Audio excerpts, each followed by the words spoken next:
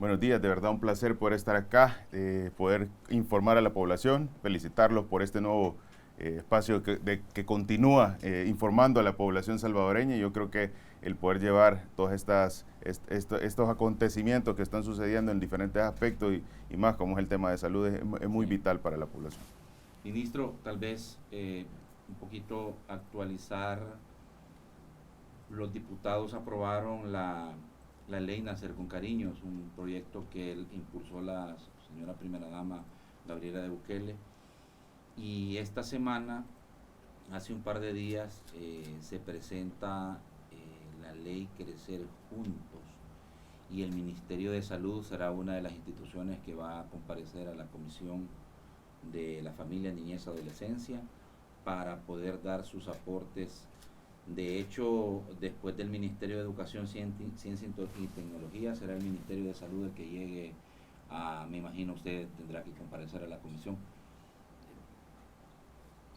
¿Qué piensa de esta ley, ministro? Mire, primero que nada, esto forma parte de una estrategia de parte de la primera dama bajo la visión en el cual es trazador el garantizar esa parte inicial en la familia que tiene como objetivo principal pues poder generar ese vínculo afectivo, esa unión familiar y ese desarrollo y oportunidades equitativas para nuestra población, específicamente para nuestra niñez y el ámbito familiar.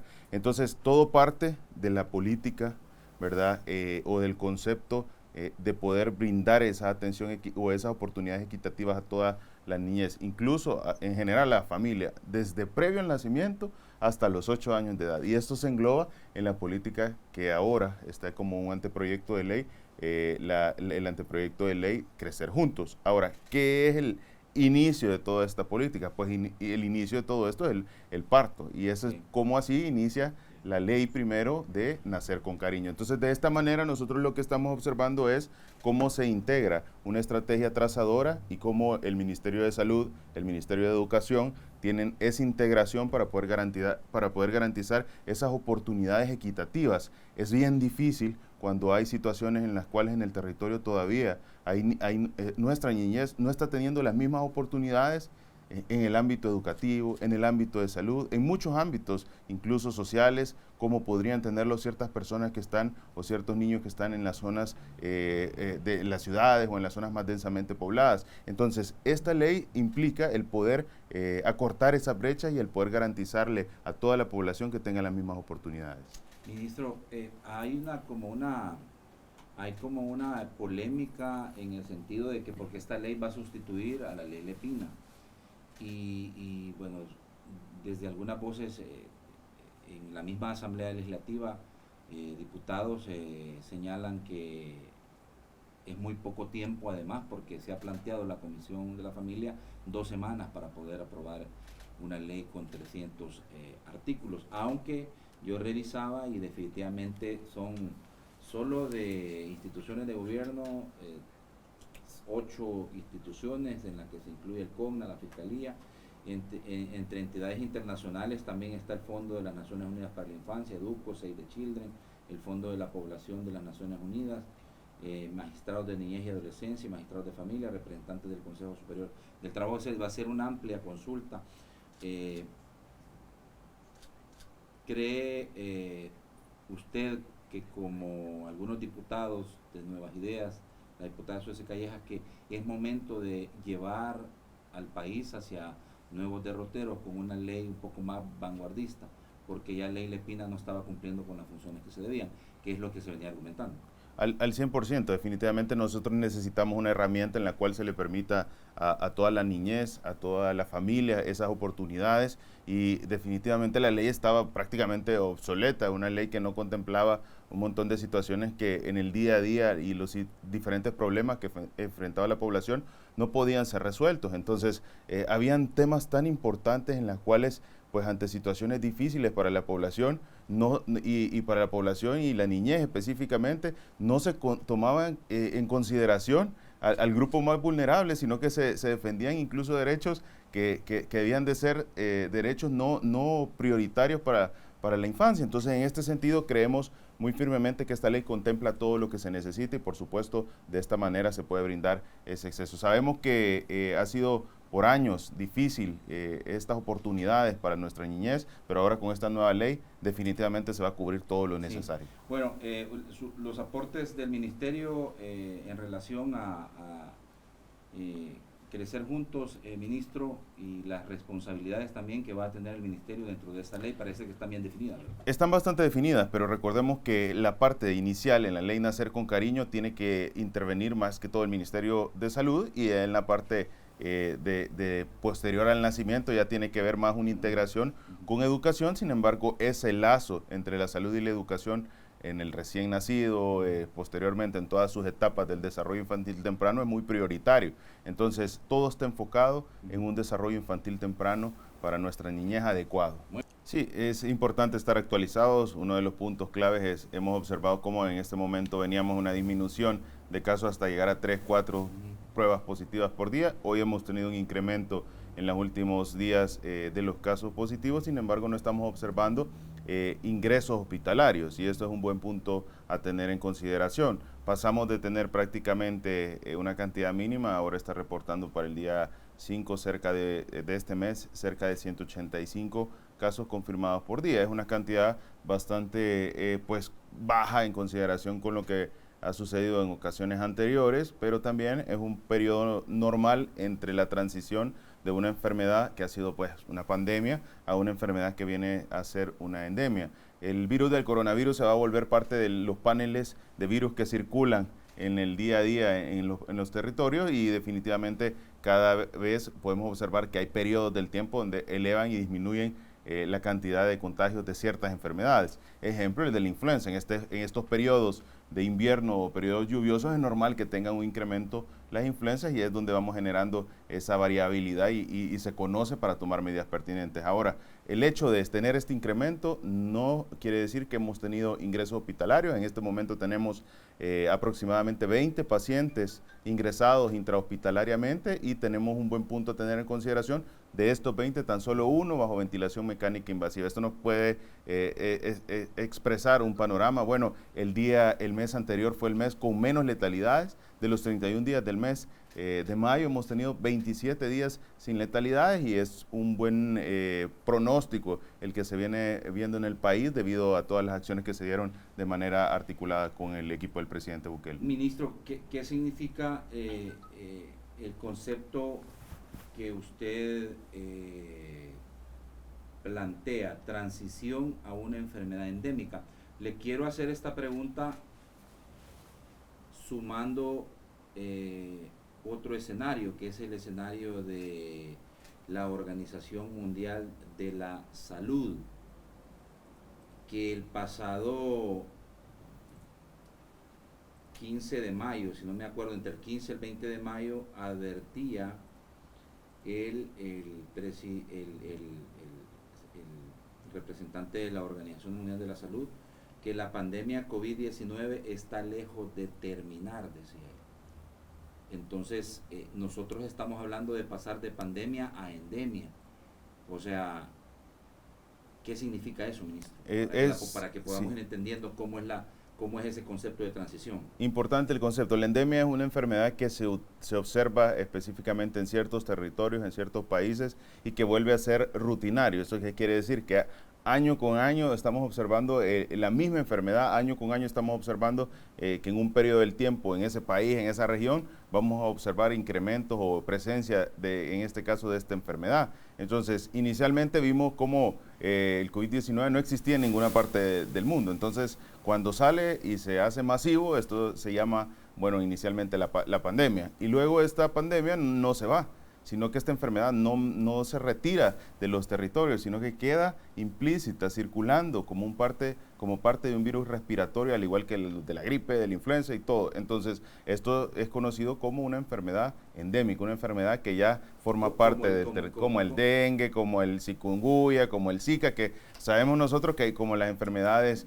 gastrointestinales que de alguna manera están ahí, son endémicas, ya son características de nuestra región. Le voy a poner un ejemplo, y esto es bien importante porque está de moda: la viruela símica. ¿Qué es lo que está observando la viruela símica? Es una enfermedad que era una zoonosis, pero era una zoonosis que también se veían casos de contagio en países africanos, era endémica en África. ¿Eso qué quiere decir? Que habían zonas en las cuales hacían interacciones con esta enfermedad en animales, y podían haber ocasiones que se le pasaban a ciertos pobladores de esas regiones y por eso se consideraba endémica. Ahora, ya cuando migra de un lugar a otro y se establece en un lugar, pues ya es endémica de otro país. Así está sucediendo con el COVID-19. Esta enfermedad vino para quedarse y precisamente va a formar parte de los virus respiratorios que pueda tener cada territorio, y es ahí donde la Organización Mundial de la Salud dice y da esa recomendación. Estamos lejos de que se acabe el COVID-19, porque el COVID-19 vino para quedarse en cada uno de los países. Bueno, de hecho la OMS actualizó el día de ayer y advertía que casos y muertes de coronavirus están disminuyendo sensiblemente en el mundo, una cosa que también está muy pero muy presente en El Salvador, porque de hecho el mes pasado fue un mes en donde se aplanó prácticamente la curva. Totalmente, y esto es la misma relación de lo que está sucediendo en El Salvador. Hay que entender algo. ¿Por qué nos preocupa una enfermedad de COVID-19? Porque definitivamente puede tener un potencial de mortalidad. ¿Por qué cuando usted o a alguien de la población le da gripe no nos preocupamos tanto? Porque generalmente esta enfermedad no es o no tiene un desenlace de letalidad. Entonces, ¿qué pasa? Ahora que estamos observando que el COVID-19 sigue generando casos, pero que ya no tiene ese potencial o ha disminuido en una gran parte ese potencial de complicaciones, sea porque el país tiene vacunas, porque la población está protegida, porque hay un buen protocolo de vacunación, al final el impacto ya no tiene un desenlace fatal, y es ahí donde podemos ver las acciones que se tomaron en tiempo oportuno y que ahora están traduciendo el poder estar en un país mucho más seguro. Ahora bien, también tenemos una segunda parte. El virus va a garantizar siempre su supervivencia, y esa supervivencia la puede garantizar facilitando la transmisión, pero disminuyendo la letalidad. ¿Por qué? Porque el huésped es el humano. Entonces, si el huésped es el humano y hay grandes letalidades en humanos, pues el virus también está en contra de su naturaleza, porque está cortando esa facilidad que pueda tener de seguir creciendo. Ministro, tomando en consideración esa transición, el 2022 va a marcar en el país esa transición. Digo, porque hemos venido con anuncios positivos, ¿verdad? Usted anunciaba hace unas semanas de que ya no iba a ser obligatorio el exigir el uso de la mascarilla, pero la mascarilla es de las principales medidas de prevención y de barreras para evitar que uno se contagie. Entonces, ¿cómo se va a manejar esto? Digo, otras culturas como la japonesa es, creo, ya arraigado que con los primeros síntomas de una gripe o de un resfriado se usa la mascarilla para evitar contagiar al resto de miembros de la familia. Entonces, ¿cómo se puede buscar, digo, sin hacerlo obligación, pues, sino que culturalmente entendamos de que nosotros mismos tenemos las herramientas para evitar contagiarnos? Esa pregunta es importante, ya se está haciendo, y le voy a explicar por qué. La población comprendió el concepto de el utilizar esa protección. Ahora, nosotros no dijimos ya no se utiliza una mascarilla para nada. Nosotros dijimos ya no es obligatorio el uso de la mascarilla, pero la población sigue utilizando la mascarilla. Sí. La población usted la ve y sigue colocándose la mascarilla.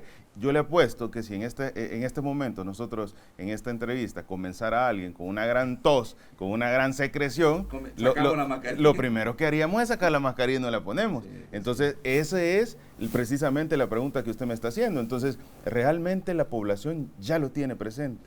Ya lo conoce. Entonces, es una cuestión que la pandemia nos dejó universal y que ahora conocemos todo el concepto o la lógica del poder tener una mascarilla. Si usted me pregunta 4 años atrás si la población fuera o tuviera en la mente ir a comprar una mascarilla para tenerla cuando inicia un proceso gripal, eso no era la realidad de nuestro país. Pocas personas podían tomar esas acciones, pero no era la realidad de la gran parte de nuestro país. Ahora, obviamente en todo el país, dada la situación del COVID-19 y la situación mundial, ahora todos sabemos que ante la presencia de sintomatología debemos protegernos. Y si nosotros no nos protegemos, que tenemos la sintomatología, pero estamos en un grupo de personas que están verificando que alguien tiene síntomas respiratorios, el resto de las personas pues se ponen la mascarilla y le dicen, mira, ponete una mascarilla, o no vengas a trabajar porque estás con síntomas y no nos vas a contagiar. Entonces creo que esa universalidad de la estrategia, de las medidas de protección, ya se ha alcanzado en el territorio y ha quedado en el país bien establecida para futuras situaciones de salud pública que podamos tener. Usted dijo, ministro, en las últimas horas que la mayoría de casos COVID-19 que se están registrando en el país son asintomáticos y no necesitan hospitalización. Pero evidentemente confirma que sí hay un incremento en los casos que están siendo detectados a donde se están haciendo los tamizajes. Totalmente, y usted lo puede ver, las gráficas del día a día que están reportadas en nuestro sitio web lo pueden mostrar. Mire cuántos casos tenemos específicamente. Ya para el día 6 se reporta una cantidad de 214 casos. Esto es algo que está evidenciado, que toda la población lo puede observar, pero es la muestra... Actualizado al 6. Actualizado al 6 de este mes. Nos falta 7, 8... Sí, totalmente, pero usted puede ver la tendencia que se va generando, incremento de la cantidad de casos. Entonces, esto nos sirve a nosotros de parámetro. Yo le voy a poner un ejemplo. Nosotros tuvimos incremento de casos. También, ¿verdad? Correcto, tuvimos este incremento de casos que todos conocemos que fue un incremento relacionado a Omicron en su variante inicial. Ahora, ¿qué estamos observando? Al hacer los tamizajes, las pruebas de PCR, las secuenciaciones que se mandaron al Instituto Gorgas de Panamá, se observó que la variante que identificamos fue Omicron 1.1. Entonces, ¿qué es lo consecuente que estamos observando en este momento? Un incremento de casos, que está a 214 casos reportados por día. Nosotros solicitamos nuevamente estas muestras, mandamos a hacer un estudio para verificar si este incremento de casos obedece a que hay circulación de una nueva variante. Pero como les repito, ¿cuál es la gran ventaja que hoy estamos observando? Pues estamos observando que el uso de cama hospitalaria está a menos del 3%, la cantidad de ingresos por neumonía a causa de COVID-19 está abajo del 10% y todavía nos mantenemos con una cantidad de positividad que no sobrepasa los 2.26 por los 200 casos por 100.000 habitantes. Esto es importantísimo porque esto nos dice a nosotros, bueno, de alguna manera estamos ante una situación de bajo contagio, evidentemente con un cambio epidemiológico en este momento que estamos analizando, pero lo que estamos observando es que no tiene ingresos hospitalarios. Y alguien me dirá, bueno, ¿y eso por qué es? Bueno, eso es por varias razones. Primero, que la población conoce el COVID. Segundo, que la población utiliza las medidas de prevención necesarias ante la evidencia de sintomatología. Tercero, que usted tiene la protección del biológico, no solo de una, de dos, de tres, sino que hasta de 4 vacunas. Y cuarto, hay a disposición un sistema de salud que si usted se enferma, inmediatamente tiene acciones de cómo estar mejor. Y le voy a explicar este concepto final y es importante. Si en El Salvador alguien tiene COVID, hay todo lo necesario para evitar que usted se complique. ¿Y eso cómo es? Si usted le da COVID-19, se hace con facilidad, puede tomarse una prueba que le dice que es COVID, si inicia síntomas. Segundo, esa prueba, si usted se la tomó en el sistema público, inmediatamente le llaman del sistema de emergencia y le dicen, mire, usted está positivo a COVID-19, estas son las recomendaciones, le hacen una pequeña entrevista médica y de inmediato, pum, le mandan su kit de medicamento de molnupiravir, que es el antiviral. Si usted en ese momento inicia el molnupiravir, de inmediato, porque se lo entregan en 24 horas.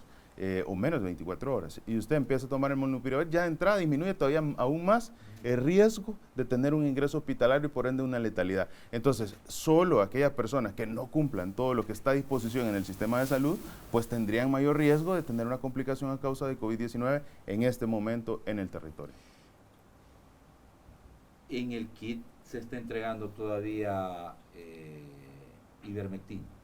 En el kit se están entregando medicamentos básicos, que en este caso pues ya tenemos el molnupiravir, no tiene de alguna manera el tener que utilizar un segundo medicamento, pero en el primer kit sí estaba, ¿verdad?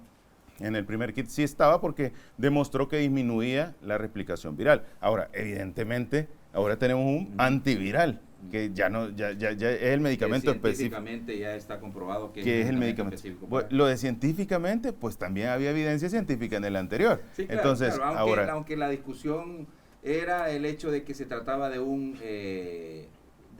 fármaco que era para el tema de parásitos, entiendo, ¿verdad? Entonces ahí la situación. Los mejores hallazgos en medicina han sido incidentales de fármacos de otra situación. Le voy a poner un ejemplo chiquito.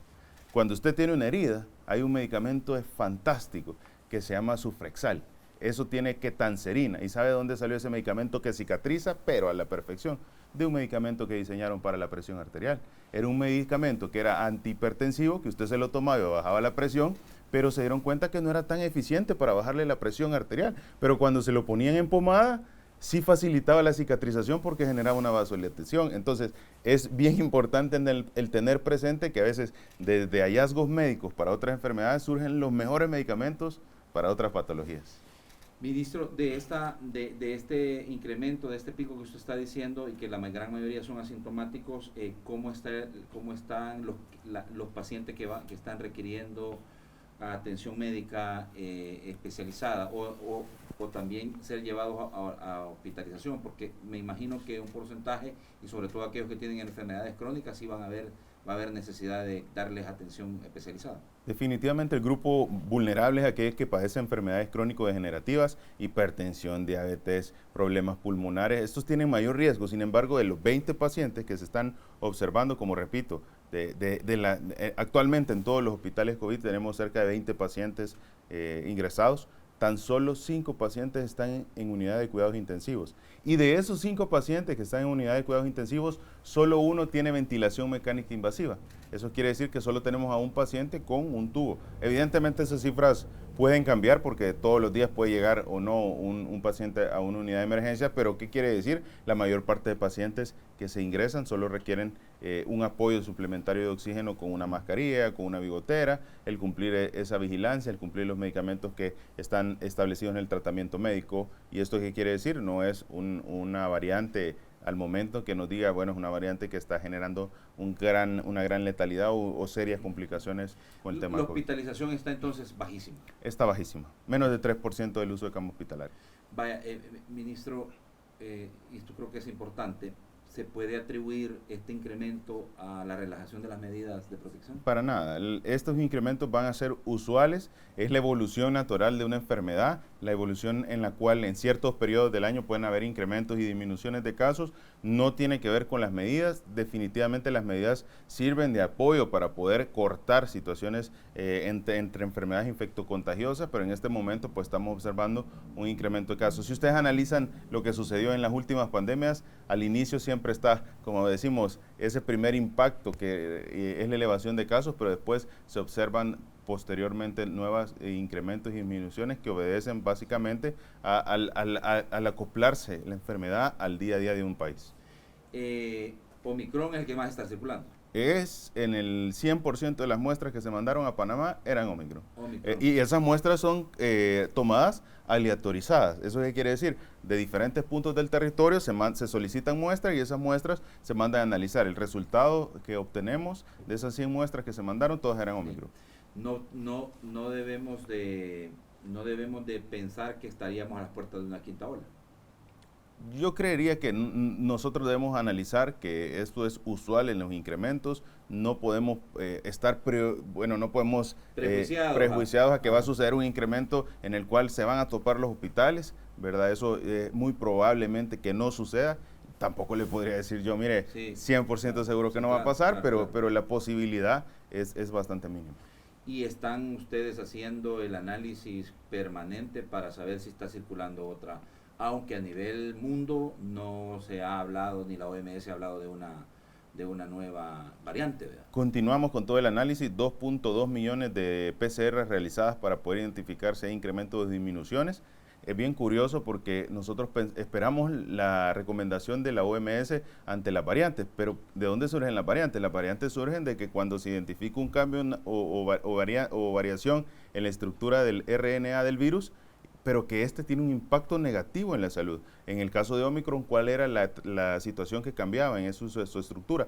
Facilitaba la transmisión, a tal punto que se comparó hasta como el virus del sarampión. Entonces, ¿qué es lo que sucede? Cambios hay todos los días en la estructura del virus, en diferentes partes del mundo. Lo que sucede es que estos cambios pues son de alguna manera, no generan mayores complicaciones, entonces no se identifica que esta sea o particularmente una reseña sobre esta variante. En el caso de las existentes, que son conocidas, Delta, Omicron, Alfa, fueron variantes que sí tenían un impacto relacionado a incrementos de casos y por eso se hicieron famosas. Incluso al inicio se le llamaban del país donde estaba, pero por cuestiones de que de alguna manera se estaba estigmatizando al país donde está, ya no lo dejaban entrar. Si usted venía de Sudáfrica ya no lo dejaban entrar porque era la variante sudafricana y todos sabíamos que era una situación bastante compleja. Entonces, ¿qué es lo que se decidió? Se catalogó como en una clasificación diferente y eso nos permite ahora pues tener ese reconocimiento. Pero variantes, cambios siempre van a suceder en un territorio. Cuando estas impactan negativamente la salud pública, entonces se reconoce como variantes de preocupación. Mire, El Salvador, y esto creo que, o sea, lo que está a la vista no necesitan anteojos, pues El Salvador fue reconocido por su efectividad y por su eficiencia, utilizando una palabra redundante, en el manejo de la pandemia, tomar medidas adelantadas que fueron criticadas, que por qué se hicieron, que no era necesario, pero al final del día el tiempo dio la razón de que se tomaron las decisiones adecuadas. Se cerró la economía, no gustó que se cerrara la economía por las implicaciones que esto tenía, se le dio prioridad a la salud y no al comercio, en el fin de proteger la salud y la vida de las personas. Pero vemos a nivel, por ejemplo, de la misma China continental que hay problemas todavía en muchas zonas para controlar, zonas que igual están aisladas. En el caso de Europa también hay países que están teniendo problemas. Entonces, ¿cuál sería la diferencia, ministro, entre El Salvador? Porque nosotros aquí estamos hablando de ir pensando ya en cerrar la página de una pandemia para que sea endémica la situación y que bueno sea tratada en los hospitales como cualquiera que llega con una patología de las que ya conocemos, pues, pero entonces, pero en otros países han habido problemas. ¿Cuál es la diferencia, ministro? Cada país tiene particularidades, cada país tiene situaciones muy propias. La población de China es una población que tiene más de 1.400 millones de personas. La densidad poblacional es totalmente diferente. Un país altamente productivo, un país en el cual toman todas las medidas para poder preservar esa productividad que tiene y que también es un país que, dada su cantidad de población, no ha sido completada la vacunación. Eso es como parte fundamental. Países europeos tienen serias y dificultades al tema del poder generar coberturas altas de vacunación porque existen múltiples grupos en los cuales pues no son muy a favor de las vacunas, son poblaciones adultas mayores, son poblaciones que ya en general aumentan su riesgo o son más vulnerables por las características de las edades. Entonces todos esos parámetros hay que tomarlos en cuenta. Pero lo más fundamental que hace que el país ahora estemos en este momento tan positivo es primero que se tomaron las decisiones incluso antes de que tuviéramos el primer caso en el territorio.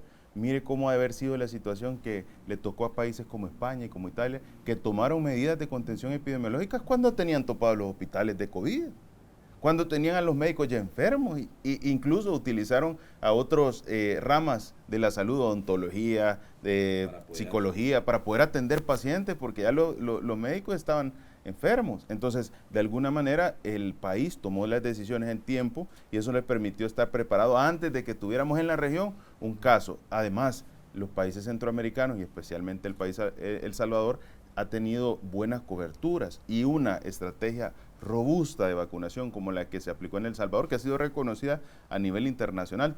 Tuvimos el país de las primeras cadenas de frío más fuertes en el territorio. Bueno, 16 millones de dosis pueden ser resguardadas y ahora tenemos esa capacidad de poderlo desplazar en todo el territorio. Entonces, todo esto permitió que la población tuviera no solo la vacuna en tiempo oportuno, sino que el plan para poder distribuir esa vacuna y que la vacuna llegara a todo el territorio, a tal punto que tenemos en la primera dosis más de cerca de los 4.6 millones de dosis aplicadas. La población meta inicial fue de 4.5 millones de personas. La segunda dosis estamos llegando a los 4.3 millones de dosis aplicadas. Evidentemente sigue creciendo la tercera dosis con casi 1.7 millones de dosis y la cuarta dosis sigue creciendo. Pero ¿qué quiero llegar? La población ya tiene al menos la primera y la segunda dosis y sigue avanzando en la tercera dosis. Eso nos pone a los salvadoreños mucho más seguros ante el COVID-19. Bueno, para ir, antes de irme a la pausa, no es obligatorio el uso de la mascarilla, está claro, eso usted lo anunció. Los comercios y las instituciones sí tienen ellos a discrecionalidad, pues pedir, mire, póngase la mascarilla y use alcohol gel. Eso queda como, digamos, que a libre decisión de cada lugar, restaurantes, centros comerciales. Me refiero a eso, pero el uso se ratifica que no es obligatorio. Sí, no, la no obligatoriedad no significa que no se use. Y lo reitero porque la población lo sigue utilizando. Claro. La mascarilla la seguimos viendo. Entonces, si usted me pregunta a mí y usted va a salir y es una persona vulnerable, póngase su mascarilla, no le va a pasar nada. Lógica, evidentemente, entre más medidas tome usted de protección, definitivamente esto tiene un impacto mucho más de seguridad para su familia. Ahora, no es obligatorio, pero úsela. En las escuelas, en los institutos, en los colegios privados también, de igual manera, ya todo está regresando a la normalidad, pero también es soberana la decisión de cómo manejar con la comunidad estudiantil y los maestros para evitar contagios, ¿verdad? Eso es así totalmente, incluso hay grupos muy particulares en los cuales de entrada no se recomienda el uso de una mascarilla, en ciertos grupos menores de 5 años no se utiliza, no debe utilizarse la mascarilla por indicaciones ya establecidas médicas. Entonces de alguna manera creo que estamos en un buen momento, tenemos las herramientas, el conocimiento, la promoción de la salud a disposición de toda la población salvadoreña y tenemos altas coberturas de vacunación. Muy bien, vamos a la pausa. Esa vacuna le salvó la vida a mucha gente y en ese momento pues la población pues de alguna manera o ciertos sectores de la población muy particularmente trataron de desinformar, incluso de generar que la población tomara decisiones de no vacunarse, porque como no era la vacuna de tal marca, no hay que ponérsela. Pero ¿cuántas personas se salvaron por tener la protección que le generaba esa vacuna? Pues uno de los puntos claves al inicio de la pandemia era todos los países que tienen grandes potenciales económicos fueron los primeros países que querían comprar todas las vacunas del mundo y proteger a su población. Países pequeños, imagínense qué hace un país de 7 millones contra las solicitudes que le puede hacer un país que tiene 1.400 millones de personas, o países que tienen más de 100 millones de personas. Definitivamente era una situación en la cual todos estos países acapararon la vacuna, pero el poder nosotros iniciar esa vacunación gracias a la visión del presidente, al que indicó que un grupo de especialistas médicos que se formó por parte de diferentes áreas de nuestro país y cooperación y ayuda internacional, estuvieran sentados a la puerta de las farmacéuticas tocando, mire, véndame vacunas, véndame vacunas, véndame vacunas, para poderlas tener en el momento que iniciaba la pandemia. Yo creo que eso fue uno de los puntos claves y es uno de los que le puedo decir, gracias a la visión del presidente, mucha gente se salvó. Si no hubiéramos tenido esa intervención, si no hubiéramos tenido esa apuesta dura por la vacunación, como la que se hizo en el país, que impulsó el presidente. Mesa, doctor, totalmente, para poder tener esas vacunas. Pero sí. ¿Sabe qué? Golpeamos la mesa con estilo. Sí, no, con diplomacia. Con diplomacia, porque lo hicimos. Con cariño, ¿vale? Lo hicimos en el momento en el que nadie se estaba preocupando por la vacuna, sí, claro. Solo El Salvador. No es lo mismo ir a golpear la mesa cuando ya todos están buscando vacunas, a que adelantarse a eso, ver que lo más importante o que el estar con las vacunas en ese momento iba a ser una situación prioritaria, y de esa manera recibimos el biológico que ahora nos puede decir la mayor parte de la población está protegida contra el COVID-19. Bueno, el esquema es amplio, ¿verdad? En este momento, pero había una apuesta por la inmunidad colectiva o la de rebaño que se le conoce, ¿verdad? Era como parte de una estrategia en la que habían otras también para poder contener la enfermedad. ¿Cómo estamos en ese sentido? Sí, la inmunidad colectiva es cuando ya la mayor parte de la población, la literatura cambió, al inicio hablaban del 60%, pero luego se cambió el 90%, habla de que cuando el 90% de la población tiene defensas, esas defensas pueden ser adquiridas por la enfermedad, o porque usted desarrolló la enfermedad, o porque le pusieron una vacuna. Entonces, cuando ya se alcanza el 90% de la población con esas defensas, entonces quiere decir que se alcanza esa inmunidad colectiva, que la enfermedad ya por sí no va a tener ese potencial de generar grandes cantidades de complicaciones a causa de la enfermedad, porque complicaciones siempre pueden haber. Usted sabe que el 7.5% de mortalidades en adultos hay un 7.5 que tiene que ver relacionado a la influenza. O sea, que hay gente que se muere de influenza. Y no de coronavirus. Y no de coronavirus. Es correcto, 7.5%. ¿Eso qué quiere decir? Que no esperemos tampoco que el virus jamás va a generar una complicación. Siempre vamos a tener uno que otro caso muy relacionado a las características particulares de cada población. Entonces, en conclusión, el hecho de poder ahora tener el biológico, el hecho de poder tener 1, 2, 3, 4 dosis nos pone mucho más seguros a la población y eso nos evita que podamos tener grandes cantidades de pacientes enfermos en una condición severa que requieran un ingreso hospitalario. Con cuarta dosis, ¿qué porcentaje o qué cantidad porque el país llegó hasta la cuarta dosis?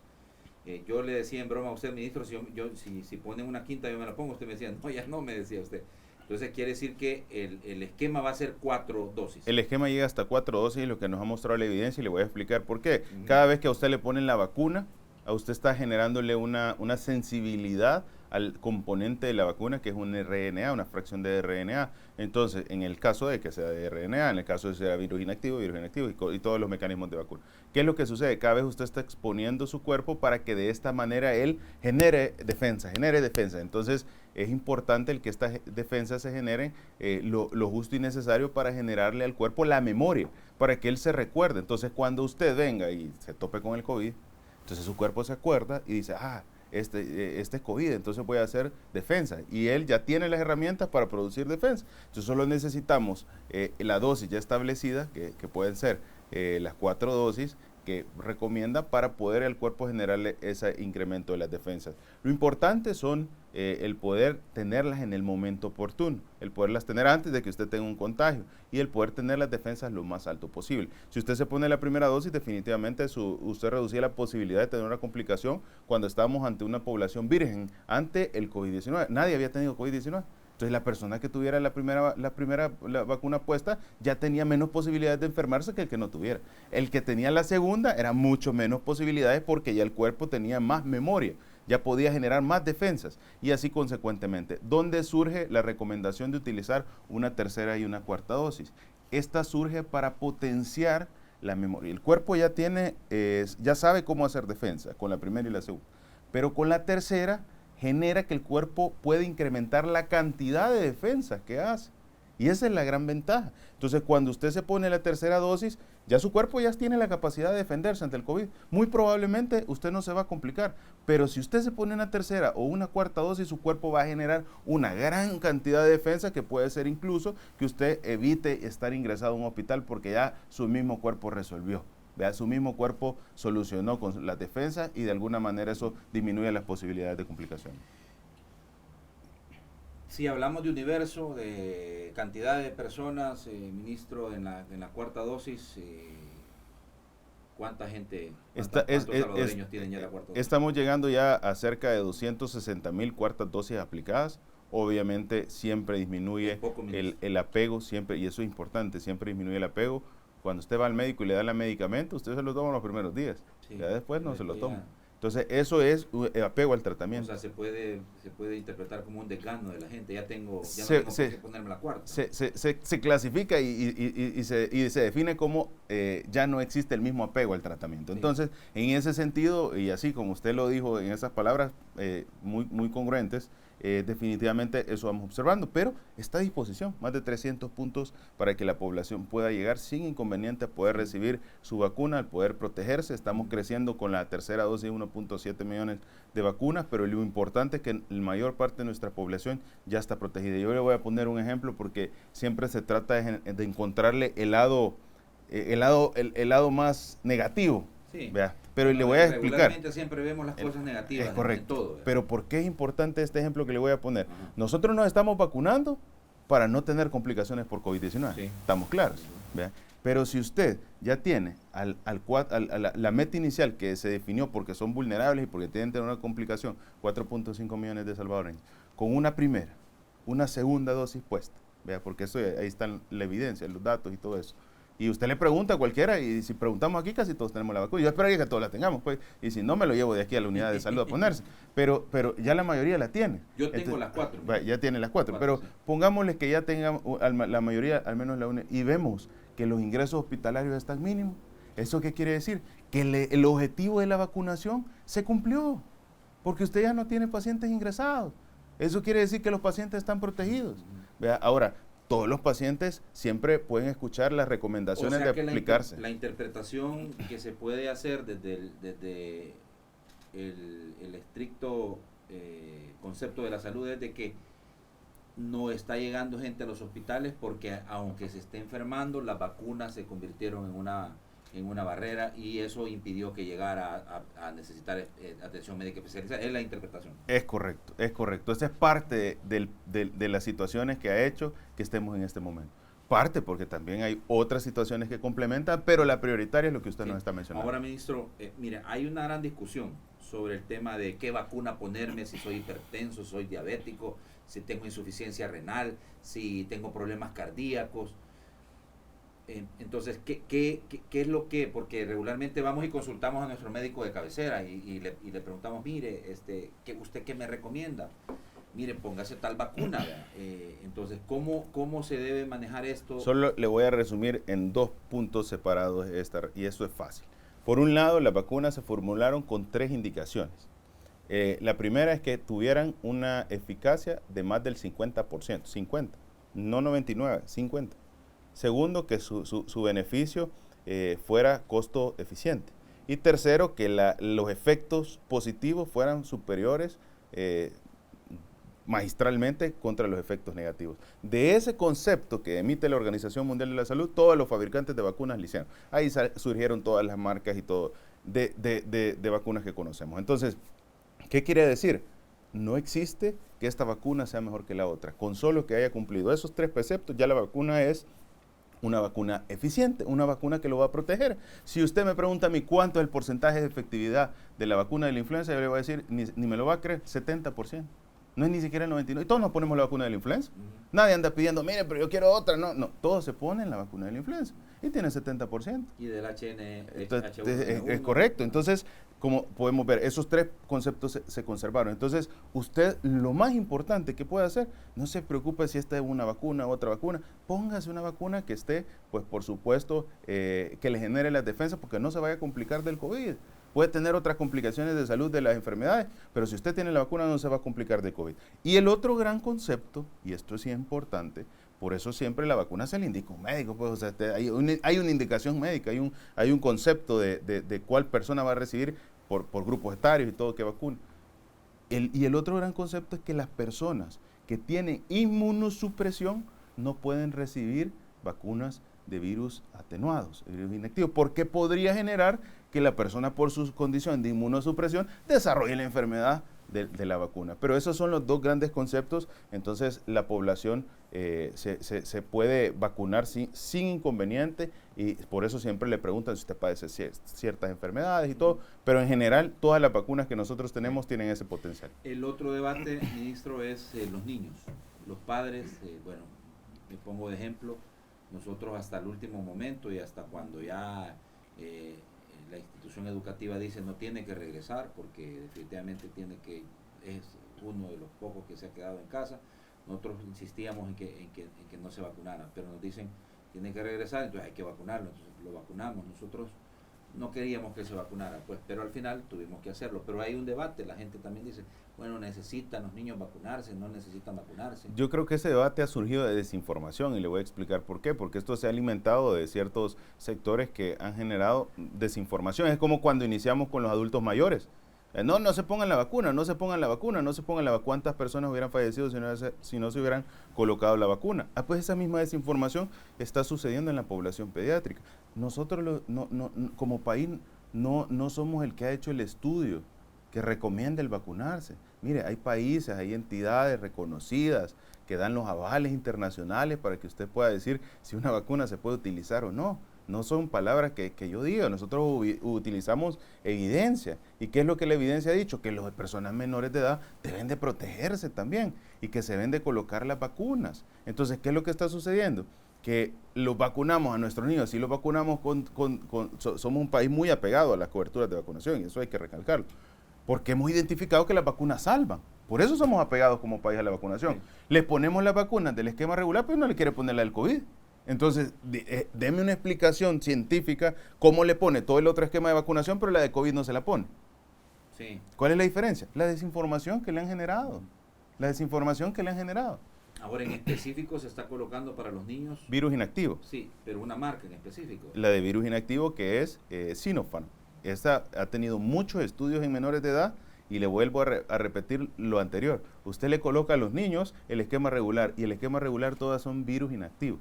Entonces venimos y le colocamos la de COVID y la de COVID que estamos colocando es de virus inactivo.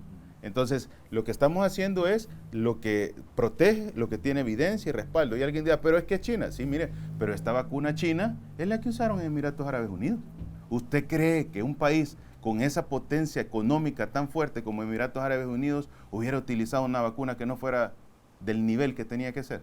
Pues evidentemente o de la marca, no. Digamos, o de la marca. De marca, sí. Ajá, evidentemente no, pues, no lo hubiera utilizado. Lo utilizó porque es eficaz. Lo utilizó porque protege a la población. Entonces, esto se trata de no caer en la desinformación. ¿Vea? Como, mire qué curioso, cuando iniciaba la vacunación, nos dimos cuenta que no había que caer en la desinformación y todos se pusieron su vacuna adulta. Y ahora con los niños resulta que no se le quieren poner a los niños. Dígame, ¿no le parecerá una decisión egoísta? Sí, y hasta contradictoria quizás, ¿verdad? Es correcto. Pero al final, entonces, en el caso de los niños, se empieza el esquema con Sinopharm. El esquema es con Sinopharm, son las 2 dosis. Las 2 dosis son Sinopharm. Eso es lo que está ahorita a disposición. ¿Los niños solo 2 dosis? Es correcto. ¿Nada más? Nada más. Ah, perfecto. Bueno, es que no sé de dónde escuché. De 12 años en adelante. Sí, no sé de dónde escuché que estaban poniendo Pfizer a los niños. No, Pfizer es otro tipo de vacuna. Hay dosis pediátricas de Pfizer, pero en el país no se ha colocado vacuna de Pfizer. Para población pediátrica de 6 a 11. De 12 en adelante sí se pone Pfizer. De ahí el concepto de niño, pues, porque si usted me pregunta 12 años, yo considero que es un niño todavía. Claro, sí, claro. O sea, ya preadolescente, digamos, ¿verdad? Correcto. Pero ahí Pero en el voz populi de la población, un preadolescente de 12 años le decimos niño. Ministro, una última pregunta para irnos a la pausa respecto al tema de la vacunación. Siendo que vamos a pasar a una etapa de considerar el COVID-19 como una enfermedad endémica, o sea que vamos a tener que aprender a vivir con ella, entonces vamos a necesitar año con año un refuerzo de vacunación como lo hacemos con la influenza, con el H1N1 y todo lo que ya pues nos ponemos año con año. Es muy probable que eso suceda, no está definido científicamente, el análisis de la organización, de la Academia de la Organización Mundial de la Salud está enfocado en eso, pero muy probablemente salga una vacuna de SARS-CoV-virus. ¿Eso qué quiere decir? Que sea una vacuna que conglomere todos los coronavirus, todos los virus que puedan tener este desarrollo para protección de grupos vulnerables. No va a ser para todos, o sea, no va a poner año con año a todos la vacuna.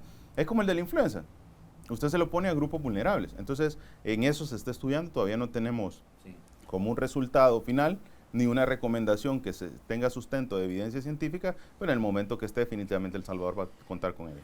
Es correcto. Uno de los grandes proyectos que se tiene es el transformar digitalmente el sistema de salud, el que ahora todos puedan tener su expediente electrónico. Bueno, la digitalización va más allá de tan solo el expediente, pero uno de los ejemplos más clásicos que a todos los salvadoreños se nos viene a la mente es el que ya no veamos al doctor con el gran folder de papeles que está ahí todo nuestro expediente, porque a veces hay situaciones que dificultan eso. Si usted va a pasar consulta a otro hospital, no tienen su expediente y le dicen, váyase otra vez aquí al hospital porque allá está su expediente, cuando definitivamente todos los médicos, si usted pasa consulta en uno u otro hospital, deberían de poder tener acceso a la información para poder darle la mejor atención. Entonces, la digitalización va creciendo. Encontramos un sistema de salud que, evidentemente, si no tenía ni equipo para tratar a la población en su tema de salud, menos iba a tener equipo de digitalización, computadoras, conectividad, porque se considera, o erróneamente consideraron, que la digitalización era un gasto, cuando realmente es una inversión para poder ser mucho más eficiente y productivo.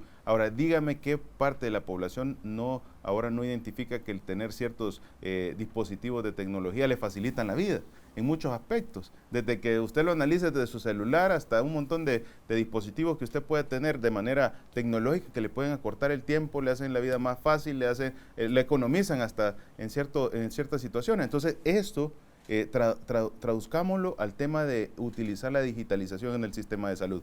Ahora, es un gran reto también, porque para poder digitalizar, primero lo que usted tiene que tener es conectividad. no puede partir de digitalizar una institución si no tiene conectividad. Y hemos pasado de tener cero conectividad, bueno, menos del 10% de conectividad, a tener ahora 70% de conectividad para este año. 70%. Imagínense lo que significa 70%, es que cada unidad de salud le hemos llevado fibra óptica para que usted pueda conectarse a la fibra óptica y de esa manera usted pueda enlazar los sistemas. Y eso fortalece el sistema de salud para poder hacer reportes, notificaciones, referencias, todo lo que usted lleve en el manejo de salud. Entonces, esto es una inversión del Ministerio de Salud que también lleva desarrollo a las comunidades. ¿Por qué? Porque si usted le permite, a través del impulso que ha dado el Ministerio de Salud para poder llevar la fibra óptica, usted le permite a la población que pueda tener acceso a los servicios de fibra óptica, internet, cable, telecomunicaciones, con más facilidad en unidades de salud, en zonas lejanas de nuestro territorio, que no existía esa facilidad de conectividad. 90% de los 28 hospitales que tienen el sistema operativo están funcionando ya con conectividad. Se han entregado más de 5.500 equipos o dispositivos que van entre tablets y computadoras laptop para que los médicos puedan hacer esas evaluaciones. Yo creo que la población no me dejará mentir, cuando llega a ciertas unidades de salud, hospitales, ya empieza a ver a los médicos que ya no están con el expediente, no, tienen dispositivos para poder tener toda esa documentación, para poder facilitar. Qué bonito sería que usted, cuando le dejen un examen, vea, que vaya al médico, hace la cita, lo atiende y todo, le deja su examen, de ahí tiene que ir a hacerse el examen, de ahí tenía que ir otra vez a traer resultados, y ella tenía que ir otra vez a la cita y presentar 4 veces, solo por un tema de ineficiencia. Cuando ahora usted va, le dejan lo ve el médico, lo manda a tomarse los exámenes y le cae el resultado en el celular, en su expediente. Imagínense que lleguemos a ese punto. Entonces, ¿qué esto va a hacer? Va a facilitar todo y va a ser pues de mayor impacto para la salud ahora, de la la población. transición porque esto es importante, o sea, la conectividad, la fibra está bien, la intranet para que todas las unidades estén enlazadas, un expediente, no importa usted dónde vaya, lo van a poder ver en línea, pero pasar toda esa masa de expedientes, de papeles y todo lo demás de un paciente y digitalizarlo no es tarea fácil. Usted ha tocado el punto de quiebre de todos los países que dan ese salto de la conectividad, porque todos los países se enfocan en decir, bueno, agarremos todos los expedientes y los tratamos de meter en una computadora. Eso no se puede hacer, ya está demostrado científicamente, con experiencia. Usted parte de que crea una ficha de cada paciente, se tiene un expediente anterior, la primera consulta que usted le va a dar ya en el sistema digital, usted revisa el expediente anterior, el médico lo revisa y hace una ficha inicial.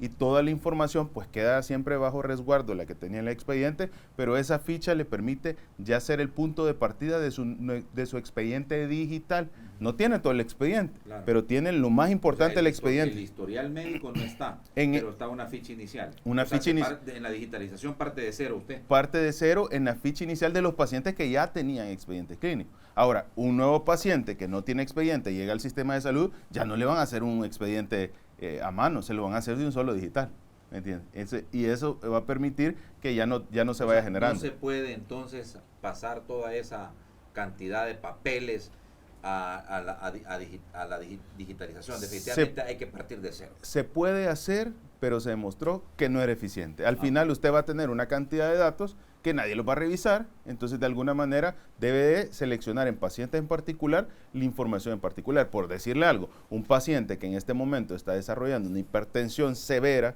que está con un tratamiento que le han probado múltiples antihipertensivos, al médico lo que le interesa ver es cómo lo están atendiendo de alguna manera con el tema de la hipertensión, pero no le interesa saber la vez que hace 3 años ingresó porque le dio diarrea, ¿me entiende? Entonces hay puntos claves que son importantes y hay puntos claves que forman parte de su expediente, pero que en esta transición de digitalización partimos del poder agarrar lo más esencial y poderlo poner en la ficha. Ahora, todo paciente nuevo de un solo va en la ficha para que ya del punto de partida, ya eso sí ya va quedando todo en el expediente digital y ya no tiene que hacer ese movimiento. Ministro, vaya, esta es una apuesta importante, estratégica quizás de su gestión, pero está bien, o sea, que los expedientes, que los pacientes ya estén dentro de un sistema un poco más eficiente, sin duda alguna.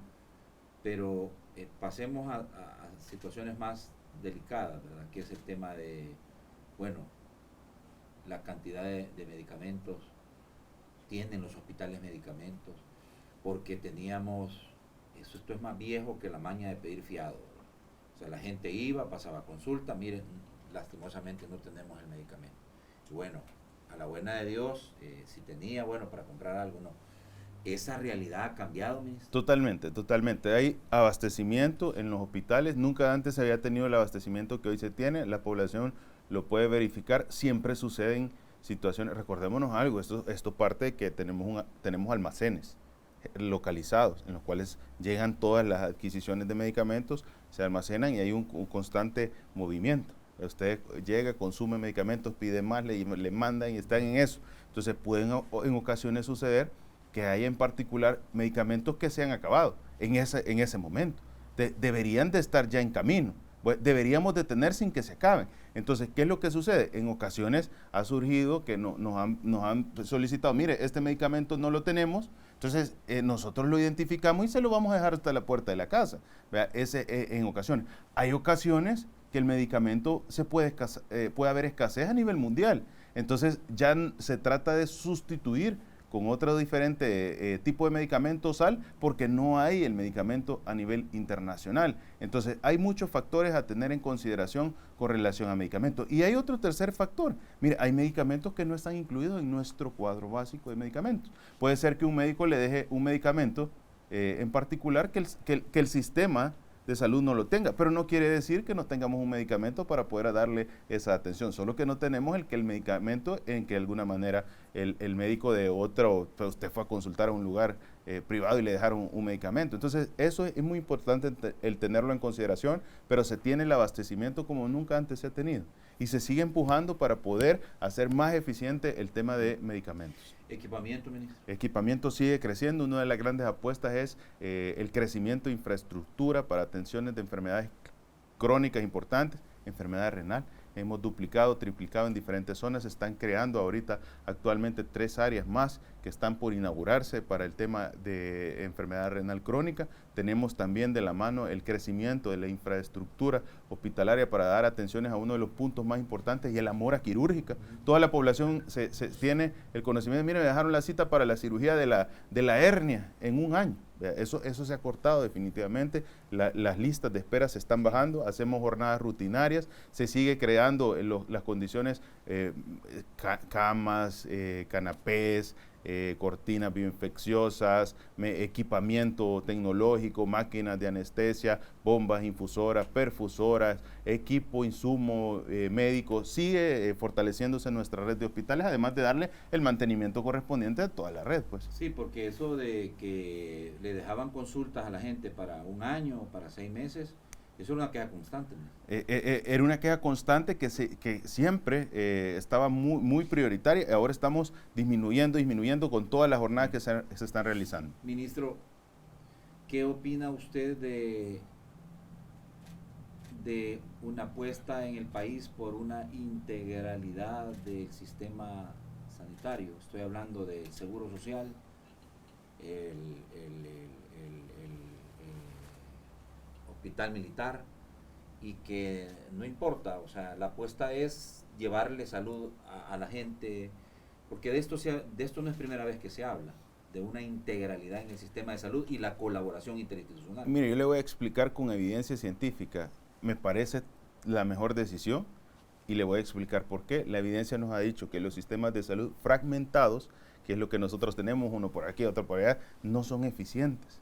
Imagínense, hay tratamientos médicos o equipos médicos tan costosos que si cada una de las instituciones quisiera comprarlo, no sería lo adecuado cuando usted va a tener una población muy específica y cada uno tiene que hacer una inversión, cuando si todos fueran un solo sistema de salud único, esto le permitiría al Estado, esto le permitiría al sistema de salud, pues poder tener un ordenamiento y poder ofrecer de alguna manera muchos servicios mucho más eficientes. Eso no lo dice Francisco Alaví, eso lo dice la evidencia científica internacional. Doctor, si estamos fragmentados. Sí estamos fragmentados. Entonces, uno de los puntos claves es poder llegar a esa unificación del sistema de salud. Un ejemplo cercano.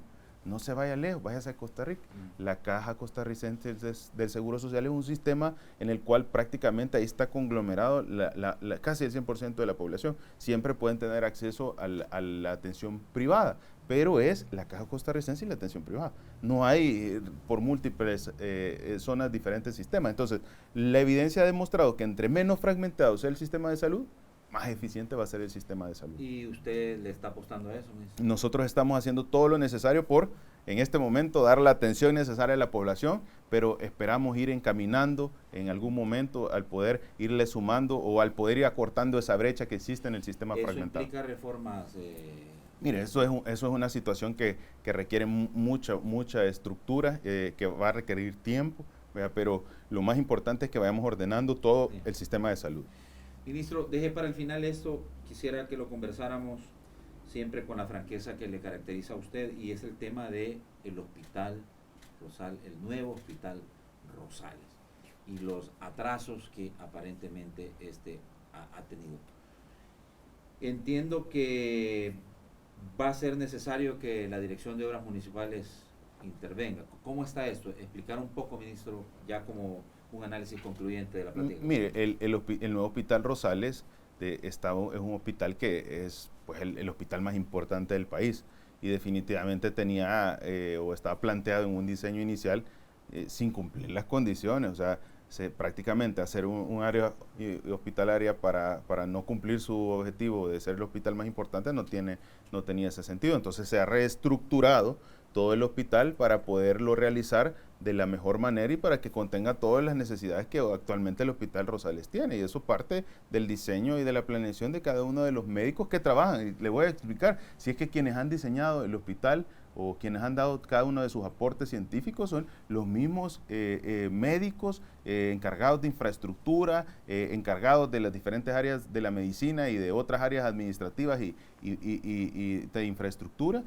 del hospital, para podernos ofrecer un hospital que tenga las condiciones necesarias. Entonces, en este momento, el alcance del hospital se llevó a un nivel en el cual cumpla las condiciones y que pueda tener la población el nivel de hospital que se requiere para el Hospital Rosales. Esperamos ya, con el apoyo de la Dirección de Obras Municipales, que nos viene a dar ese músculo, porque las obras municipales nos va a apoyar en el tema de infraestructura. Yo le quiero decir algo, mire, lo más difícil de hacer un hospital no es ir a construirlo. Lo más difícil de un hospital es el diseño, las áreas, cómo van a estar distribuidos los cuartos, dónde van a pasar las tuberías, dónde van a quedar los quirófanos, cuáles van a ser las calderas, cómo se va a ventilar. Todo eso requiere una planeación para que esto sea. Ahora, luego de esto, como usted le pasa la receta al cocinero, y ya él termina de unificarlo. Entonces, esto es bien importante porque esto nos va a traducir un hospital que va a cumplir las condiciones necesarias. Ministro, los atrasos obedecen a que el diseño original no estaba de la mejor manera hecho. No, el diseño inicial que quedó planteado por el gobierno anterior era un diseño que simplemente era pues no crecer el hospital, no iba a resolver el problema del hospital, sino que simplemente iba a tener un área nueva. Y eso no es el objetivo. O sea, ¿para qué quiere tener un área nueva? Pues no era un nuevo hospital. No era un nuevo. Era hacer áreas nuevas. Era hacer áreas nuevas. No era un nuevo hospital. Pero se vendió como un nuevo hospital. Pero no era un nuevo hospital. El hospital siempre iba a quedar ahí. Lo único que se iba a hacer es que se iba a ocupar un área nueva dentro del hospital. Entonces dígame, o sea, ¿dónde estaba el nuevo hospital? Entonces ahí no había un nuevo hospital. Bueno, pero un tanto el préstamo del banco era del Banco Interamericano, entiendo. Ministro. Más desinformación, 170 millones, pero los 170 millones no solo son para el Rosales. Acuérdese que esos 170 millones estaban adscritos a un dictamen donde la Asamblea dijo en qué se iban a utilizar en varias otras cosas. Entonces, ¿qué es lo que se tiene? Es una parte para el Hospital Rosales del dictamen y otra parte para el Hospital de la Zona Norte y otra parte para diferentes unidades de salud, bodegas, almacenes y otras cosas que eran necesarias. No es que veamos, 170 millones para el Hospital Rosales, eso no es así. Esa es desinformación que se ha generado. Ministro, ¿y el Banco Interamericano, cuál fue su respuesta al conocer que la DOM era la que iba Totalmente acertada, ellos no están dando el aval correspondiente. No hubo anuencia. Anuencia sí hubo, o sea, referente. O sea, resistencia, perdón. Resistencia no, si no hubieran dado su anuencia. Dieron su aval. Totalmente. Ahora, la DOM es una institución prácticamente nueva, ¿verdad? Y digamos que se va a hacer como un dentro de su esquema una obra de infraestructura macro que con la que se van a estrenar, pues si es que llega esto. Yo creo que lo importante que conocer es que usted debe entender que la infraestructura no la hace una institución, la infraestructura la hacen especialistas en diseño, en arquitectos que tienen conocimientos médicos y que saben cómo va a ser el funcionamiento y que parte de un diseño inicial que ha formado parte de todo el sistema de salud y específicamente el sistema de salud del Hospital Rosales, que nos permite dimensionar de cómo vamos a tener eso. Entonces, yo creo que es muy importante, no solo se trata de tener áreas, se trata de tener áreas con las condiciones necesarias. Mire, yo le voy a poner un ejemplo, bien fácil. Váyase usted al Hospital de Hilo Vasco, váyase usted al Hospital de Sensuntepeque, váyase usted al Hospital de Ciudad Barrios. Son hospitales que tienen algo en común, todos son iguales. Pregúntele a la población de esas zonas si considera que esos hospitales son los más adecuados. Esas eran las infraestructuras que dejaron. Hospitales en los cuales se caracterizaban que era un solo pasillo central y cuartitos a los lados, que tienen atenciones de 40, 50, 60 pacientes. ¿Para qué va a abrir un...? Imagínese... Eso no es un hospital, ministro. ¿Qué le puedo decir? Esa fue una unidad de salud. Esa fue la infraestructura que se heredó, una infraestructura que no contaba con las condiciones necesarias para tener un sistema de salud fuerte. Entonces, ¿qué estamos haciendo? Pues estamos haciendo ahora una infraestructura que es la que realmente merece la gente, una infraestructura buena. Y eso no es fácil, ¿verdad? Y eso no es fácil. Ministro, si todo sale bien, si ya no hay atrasos, ¿cuándo el país, cuándo la población va a tener ya su hospital emblemático Rosales? Esperamos que ya en corto tiempo se pueda iniciar todo este proceso ya del nuevo Hospital Rosales. No va a pasar de estos meses, un par de semanas. Vamos a tener noticias. Vamos a tener noticias muy buenas que nos permiten pues darle más esperanza a la población de su sistema de salud robusto y mejorado. Bueno, antes de despedirnos, recuerden que si vienes a El Salvador y quieres un vehículo para poder movilizarte, Evolution Rental Service es tu mejor opción. Contamos con vehículos de la marca Jeep, Ford, Kia, Dodge, Subaru. Todos son SUV, sencillos o 4x4. Evolution Rental Service te dice bienvenido a tu casa, El Salvador. Por favor, desde ya haz tu reserva, haz tu contacto en El Salvador 78 58 50 58 y en los Estados Unidos 310 994 25 63. Evolution Rental Service te desea que disfrutes tu estancia y que tengas una visita muy placentera a nuestro país. Recuerda que Evolution no solo es también renta de vehículos. Quieres un rancho para la playa, para disfrutar con tu familia, también puedes hacer con ellos la logística para poder rentarlo. Y si no te quieres quedar en un hotel y quieres una residencia también para pasar momentos más íntimos con tu familia, también puedes hacerlo con Evolution Rental Service. Muy bien, hemos llegado al final. Le agradezco, ministro, infinitamente, ¿verdad?, de la deferencia a participar en el programa. Creo que tiene bastante trabajo, ¿verdad?, bastantes responsabilidades. De todo el gabinete, quizá reconoce la población un gabinete muy, pero muy de territorio del presidente Bukele, pero en particular destaca su figura en medio de la pandemia, pues, y todo el trabajo que está haciendo. Estuvo entregando abate, ¿verdad, ministro, en el interior del país? Hemos andado en jornadas recientemente en Ciudad Delgado, también en Caluco, haciendo toda la jornada de control antivectorial integral, el dengue, el combate contra el dengue. De verdad que es muy importante el poder llegar a cada uno de los hogares, el poder inspirar esas decisiones por la salud de la población. Y la verdad que ese reconocimiento, mire, es un reconocimiento para todo el sistema de salud, es un reconocimiento para todas las personas que se sumaron al sistema de salud y para el presidente Bukele, que nos ha dado todo lo necesario para que ahora podamos tener un sistema de salud justo. El dengue, digamos que estamos controlados, ¿ves? Estamos haciendo todo lo necesario por disminuir ese vector tan importante, porque acuérdese que el vector surge de las lluvias. Si usted tiene lluvias, y de agua acumulada. Usted tiene lluvias, se acumula el agua y genera vector. Y estamos en un periodo lluvioso, intermitente, entonces estamos haciendo todo por controlar con un equipo de cobertura territorial en todo el país para garantizar que de esta manera podamos disminuir esos vectores. Enfermedades clásicas de lluvia, diarreas y todas esas. También se está haciendo lo necesario, pero estamos bastante controlados. Ministro.